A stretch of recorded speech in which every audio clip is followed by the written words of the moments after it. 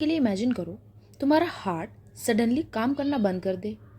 No oxygen, no energy, सिर्फ chaos. Scary है ना? लेकिन गुड न्यूज़ ये है कि तुम्हारी बॉडी एक सुपर फास्ट डिलीवरी सिस्टम पर काम करता है जो हर सेकंड तुम्हें जिंदा रखता है। Hi everyone, welcome back to Bioverse, जहां बायोलॉजी होती है बिल्कुल ईजी और थोड़ी सी फन। मैं हूं आपकी अपनी लवली मैम और आज हम डिकोड करने वाले हैं ट्रांसपोर्टेशन इन ह्यूमन बींग्स, मतलब तुम्हारी बॉडी के अंदर का अमेजॉन डिलीवरी सिस्टम कैसे काम करता है।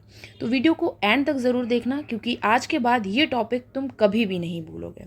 तो चलिए शुरू करते हैं हमारा आज का टॉपिक, जिसका नाम है ट्रांसपोर्टेशन। सबसे पहले what is meant by transportation, यानी कि ट्रांसपोर्टेशन का मतलब है किसी भी सब्सटेंस का एक जगह से दूसरी जगह मूव करना। अब ह्यूमन बॉडी में ट्रांसपोर्टेशन का क्या मतलब है मैम? तो बेटा, ह्यूमन बॉडी में ब्लड का ट्रांसपोर्टेशन होता है। अब सबसे पहले ये जान लेते हैं कि आखिर जो ब्लड हमारी बॉडी में फ्लो कर रहा है वो किन किन कंपोनेंट से मिलकर के बना है। आखिर उसके क्या क्या कंपोनेंट्स हैं, वो अकेला ही काम करता है या अपने साथ अपने साथियों को भी रखता है। तो चलिए बात करते हैं। The first one is plasma.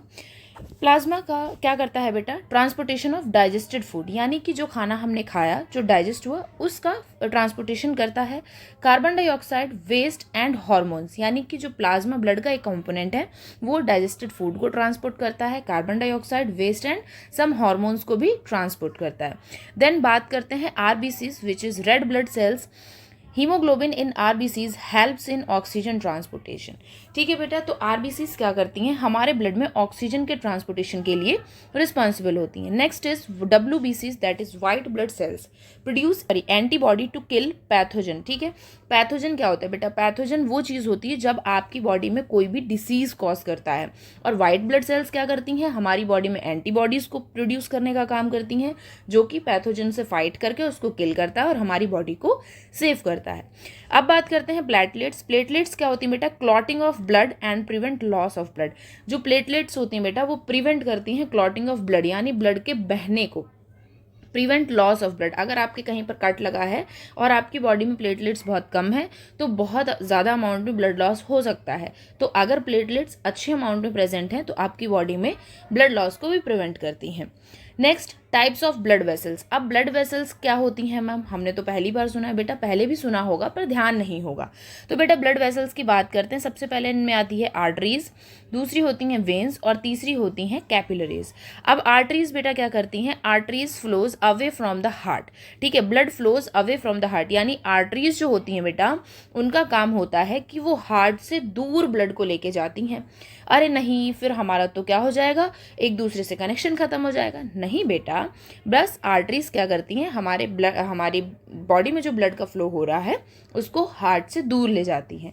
And carries oxygenated blood. और कौन सा ब्लड कैरी करती हैं? ऑक्सीजनेटेड, यानी प्योर ब्लड, यानी ऐसा ब्लड जिसमें ऑक्सीजन का अमाउंट ज़्यादा है। और आर्टरीज में बेटा प्रेशर हाई होता है। Walls are thick and elastic. Arteries की वॉल्स मोटी होती हैं और इलास्टिक्स होती हैं। वॉल्व्स एब्सेंट, आर्टरीज में कोई भी वॉल्व प्रेजेंट नहीं होता है।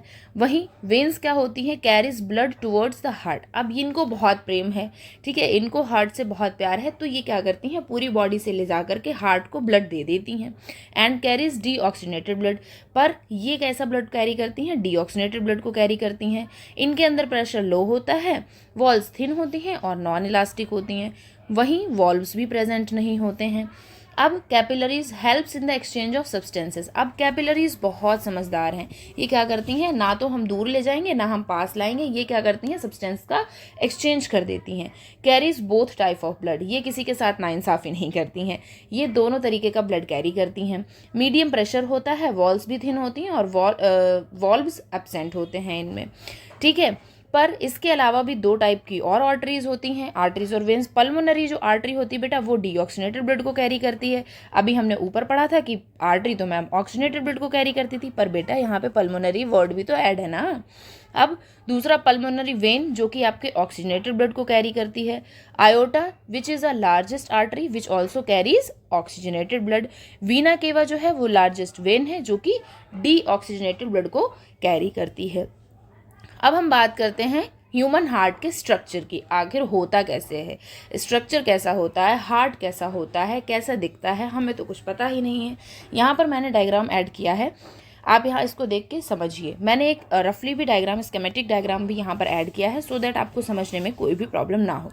ह्यूमन हार्ट के बेटा 4 चैम्बर होते हैं और इसका साइज़ अप्रॉक्सीमेटली हमारी क्लोज्ड फिस्ट के बराबर होता है, यानी कि हमारी बंद मुट्ठी के बराबर इसका साइज़ होता है और 4 चैम्बर होते हैं हार्ट के, ठीक है। पहले अपर दो चैम्बर जिनको राइट आर्टरियम और लेफ्ट आर्टरियम कहा जाता है, lower 2 chambers right ventricle and left ventricles कहे जाते हैं बेटा। इनके बीच में एक मस्कुलर वॉल प्रेजेंट होती है जिसको मैंने येलो कलर से यहाँ पे मेंशन किया, जिसको सेप्टम कहते हैं बेटा, जो कि क्या करती है हमारे राइट साइड से और लेफ्ट साइड से जो ब्लड फ्लो कर रहा है हमारे हार्ट में, उन दोनों की मिक्सिंग ना हो आपस में, इसलिए ये प्रेजेंट रहती है, यानी दोनों को सेपरेट रखती है बेटा, ठीक है। तो यहाँ पर आपने देखा होगा this one is right atrium, this one is right ventricle and here left atrium and left ventricle. और ये बेटा जो है यहाँ पर आप देख रहे हैं दीज आर द वॉल्व्स, ठीक है, ये वॉल्व्स प्रेजेंट होते हैं। अब हम आगे पढ़ेंगे कि किस तरीके से हमारी बॉडी में क्या करता है, ब्लड का फ्लो होता है, ठीक है बेटा। तो किस तरीके से ब्लड का फ्लो होता है हम देखते हैं। तो यहाँ पर मैंने एक रफली और डायग्राम बनाया है जिसको आई होप आपको समझ में आ रहा होगा। These are the lungs, these are the body organs, और ये हमारा जो है हार्ट का चैम्बर्स हैं 4, right atrium, right ventricle, left atrium, left ventricle, ठीक है बेटा। तो सबसे पहले क्या होता है मैं समझाती हूँ। बॉडी ऑर्गन्स जो कि हमारी आर्टरीज, वेन्स और कैपिलरीज प्रेजेंट हैं, ठीक है, हर एक बॉडी ऑर्गन में ब्लड जा रहा है। अब क्या है, जो खाना हमने खाया बेटा उसमें कुछ अमाउंट में कार्बन डाइऑक्साइड और एनर्जी भी है, ठीक है। तो वही कार्बन डाइऑक्साइड ब्लड के साथ मिक्स होकर के हमारी बॉडी में है भी, तो उसी ब्लड को लेकर के वीना केवा, यहाँ पर मैंने मेंशन किया है वीना केवा, उसी डीऑक्सीजनेटेड ब्लड को ले जाकर के किसको दे देती है, राइट आर्टरियम को दे देती है बेटा। अब राइट आर्टरियम क्या करते हैं, ब्लड को रिसीव कर लेता है। रिसीव करने के बाद में बेटा ये जब कॉन्ट्रैक्ट करता है, सिकुड़ता है, तब ये वाल्व खुलता है, ठीक है। ये वाल्व खुलने के बाद में ये यहाँ पर जो ब्लड प्रेजेंट था उस ब्लड को कहाँ भेज देता है, राइट वेंट्रिकल में भेज देता है। अब बेटा राइट वेंट्रिकल जब कॉन्ट्रैक्ट करता है तो उसी ब्लड को पल्मोनरी आर्टरी जो कि डीऑक्सीजनेटेड ब्लड है अभी भी, कहाँ ले जाकर के दे देती हैं, लंग्स को दे देती हैं। यहाँ पर क्या होता है बेटा, कार्बन डाइऑक्साइड जो है वो एक्सेल हो जाती है, जो कि हमने रेस्पिरेटरी पाथवे में पढ़ा था, ठीक है, और ऑक्सीजन जो कि हमने इनहेल करी है वो हमारे ब्लड में आकर के मिक्स हो जाती है। उसके बाद लंग्स उस ब्लड को ट्रांसफर करते हैं through pulmonary vein left atrium में। अब बेटा लेफ्ट आर्टरियम में आने के बाद लेफ्ट आर्टरियम जब कॉन्ट्रैक्ट करेगा, कॉन्ट्रैक्ट करने पर यहाँ पर एक वॉल्व प्रेजेंट होता है जिसको बाइकैस्पिड वॉल्व कहा जाता है। वो वॉल्व ओपन होता है और वो जो ऑक्सीजनेटेड ब्लड हमारा आया था लंग से वो लेफ्ट वेंट्रिकल में आ जाता है। लेफ्ट वेंट्रिकल जब कॉन्ट्रैक्ट करता है तो उसी ऑक्सीजनेटेड ब्लड को आयोटा के थ्रू कहाँ भेज देता है, बॉडी ऑर्गन्स में। तो बेटा यही पाथवे कंटिन्यूअसली चलता रहता है जिसमें कि डीऑक्सीजनेटेड ब्लड हमारा राइट साइड में ब्लड में फ्लो करता है और ऑक्सीजनेटेड ब्लड जो है वो हमारा लेफ्ट आर्टरियम में फ्लो करता है। लंग्स क्या काम करते हैं, कार्बन डाइऑक्साइड को एक्सेल करते हैं और इनहेल करी हुई ऑक्सीजन को हमारे ब्लड में मिक्स करने के बाद में कहाँ भेज देते हैं, लेफ्ट आर्टरियम में। आई होप ये आपको समझ में आया होगा। अब बेटा ये तो था सिंगल सर्कुलेशन, यानी कि ये लगातार जो सर्कुलेशन है वो पाथवे चलता ही रहता है, यानी ब्लड का फ्लो लगातार चलता रहता है। सबसे पहले वीडियो के शुरुआत में ही मैंने आपसे बोला था कि अगर हमारा हार्ट सडनली काम करना बंद कर दे तो क्या होगा, स्केरी था ना। तो ये हम इमेजिन नहीं कर सकते, इसीलिए बेटा हमारा जो ह्यूमन बॉडी है वो बहुत अच्छे से काम करता है, सुपर फास्ट डिलीवरी की तरह काम करता है, कि जो कंटिन्यूअसली क्या करता है, वर्किंग मोड में रहता है, ठीक है। तो हमने सिंगल सर्कुलेशन पढ़ा, अब हम बात करते हैं डबल सर्कुलेशन की। डबल सर्कुलेशन में क्या होता है, ब्लड एंटर्स ट्वाइस, यहाँ पर आप वर्ड ध्यान दीजिएगा, ट्वाइस, यानी ब्लड जो है वो हमारी बॉडी में हार्ट में 2 बार ट्रांसपोर्ट करता है to complete the full cycle, यानी एक साइकिल को कंप्लीट करने के लिए जब ब्लड 2 बार हार्ट में एंटर करता है that is called double circulation, ठीक है। अब डबल सर्कुलेशन के भी बेटा 2 पाथवे हैं। सबसे पहला है पल्मोनरी सर्कुलेशन और दूसरा है सिस्टमिक सर्कुलेशन।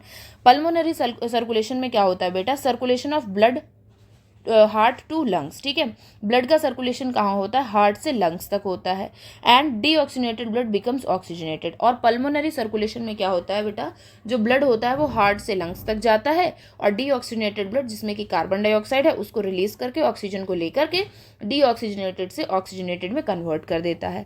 अब बात करते हैं सिस्टमिक सर्कुलेशन की, जो कि क्या करता है, circulation of blood between heart and body, यानी कि हार्ट से बॉडी के बीच में जो सर्कुलेशन हो रहा है वो सिस्टमिक सर्कुलेशन है, जिसमें ऑक्सीजनेटेड ब्लड डीऑक्सीजनेटेड हो जाता है। यहाँ पर मैंने आपको एक पाथवे के थ्रू समझाया भी है, सबसे पहले पल्मोनरी सर्कुलेशन की बात करते हैं, जिसमें लंग्स से ब्लड हार्ट में जाता है और हार्ट से लंग्स में आ जाता है। ठीक है, तो जो लंग्स से हार्ट में गया वो ऑक्सीजनेटेड है, हार्ट से जो लंग्स में आया वो डीऑक्सीजनेटेड है। अब दूसरा, हार्ट से जब बॉडी में जाएगा तो ऑक्सीजनेटेड ब्लड जाएगा, और बॉडी से जब हार्ट में आएगा तो डीऑक्सीजनेटेड ब्लड आएगा, जिसको कि सिस्टमिक सर्कुलेशन कहा गया है। ठीक है बेटा। अब कुछ एनिमल्स बेटा देखा है हमने, कुछ एनिमल्स प्रेजेंट होते हैं हमारी अर्थ पर प्रेजेंट हैं। ठीक है, उनके कितने चैम्बर्स होते हैं, उनमें सर्कुलेशन कैसा होता है और उनका टेम्परेचर मेंटेनेंस कैसा होता है, हम इस चार्ट पे पढ़ते हैं। सबसे पहले पाइसेस, जिनको फिशेस कहा जाता है, 2 चैम्बर्स की होती हैं, सिंगल सर्कुलेशन को शो करती हैं और इनमें कोल्ड ब्लडेड होती हैं। ठीक है, ये टेम्परेचर को मेंटेन नहीं कर सकती।